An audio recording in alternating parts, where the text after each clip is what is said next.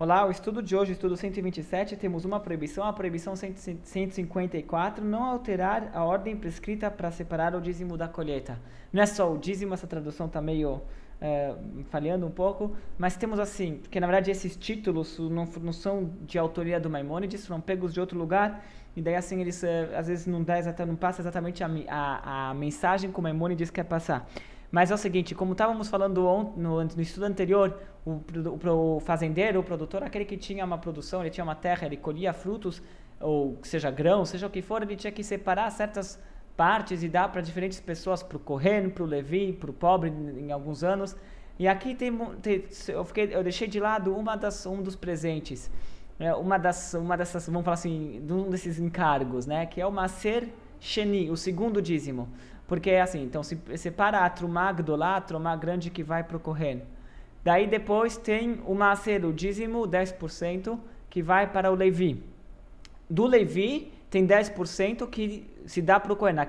Daquela parte que o Levi recebeu, 10% o Levi tem que separar e dar para o Kohen. Isso aqui era o que estudamos ontem, que se chama a Trumá pequena ou o dízimo do dízimo. Agora, voltando para o fazendeiro, depois que ele deu 10% para o Levi, ele tem que separar novamente outros 10% do que sobrou, ele tem que separar outros 10%.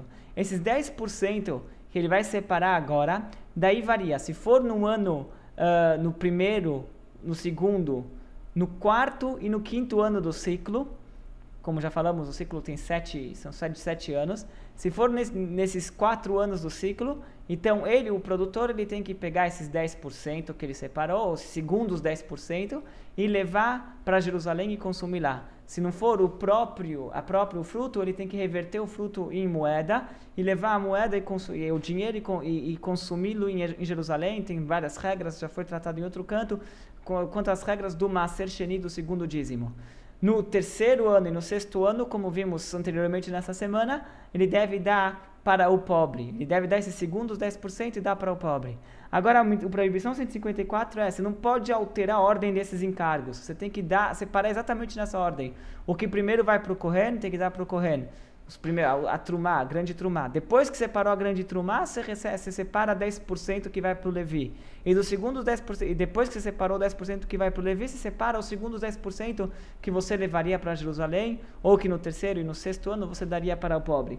Então, a proibição de não alterar, que não podemos alterar a ordem. Se a pessoa alterou, o que ele fez está feito, e não precisa voltar atrás, não tem como voltar atrás, porque uma vez que ele deu o nome, ele nomeou as coisas, ele chamou determinadas frutas de Trumá, aquelas frutas elas têm uma santidade, não podem ser revertidas, é difícil mudar e reverter aquilo para deixar de ser Trumá, por exemplo. Então, se ele alterou a ordem, está alterado, o que ele fez está feito, não se volta atrás. E isso aqui é importante, que não pode alterar a ordem. Que diferença vai fazer? A ordem dos fatores não alteraria o produto, a gente pode pensar, mas sim altera porque, como já mencionamos, na forma de se separar esses encargos é que você tira uma parte da Trumá para o Kohen.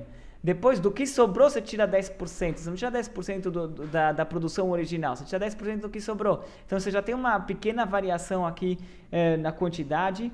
Além do mais, que a Torá ela especificou que tem que ser, como se chama, tem que ser nessa ordem, as coisas têm santidade, não é para ser feito de qualquer jeito. Então temos a proibição de hoje, não alterar a ordem na hora de separar esses encargos.